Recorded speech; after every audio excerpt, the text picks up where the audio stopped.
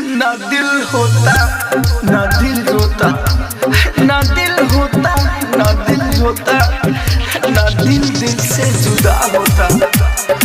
ना काश तुम इतनी हसीन होती, ना ये दिल तुम पे फिदा होता।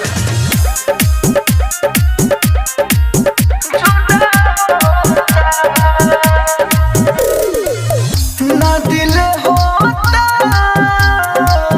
ना दिल रोता, ना दिल से जुदा होता। ना दिल होता ना दिल रोता, ना दिल से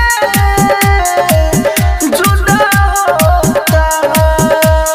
ना तो किसी की चाहत होती, ना तो प्यार का गुनाह होता।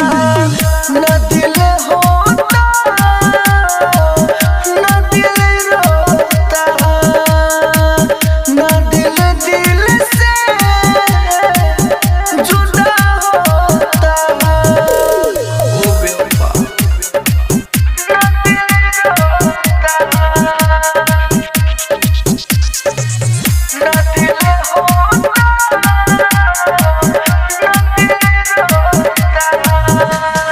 Music by DJ Umesh Shukipur बाजार। झूठी झूठी वादे लोग करते इस जमाने में, आती तरस ना उनको जरा भी यार को छोड़ जाने में। झूठी झूठी वादे लोग करते इस जमाने में, आती तरस ना उनको जरा भी यार को छोड़ जाने में। मुझे देख तेरी आंखें भरती धरती पे जो खुदा होता। ना दिल होता ना दिल रोता, ना दिल से जुदा होता। राजधानी रिकॉर्डिंग स्टूडियो बेलबत्तिया। ना दिल होता ना दिल रोता। Music by DJ Umesh Shukipur बाजार।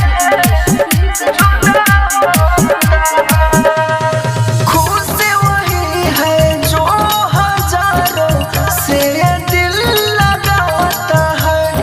कोई किसी को दिल से चाहे तो भी कहाँ पाता है।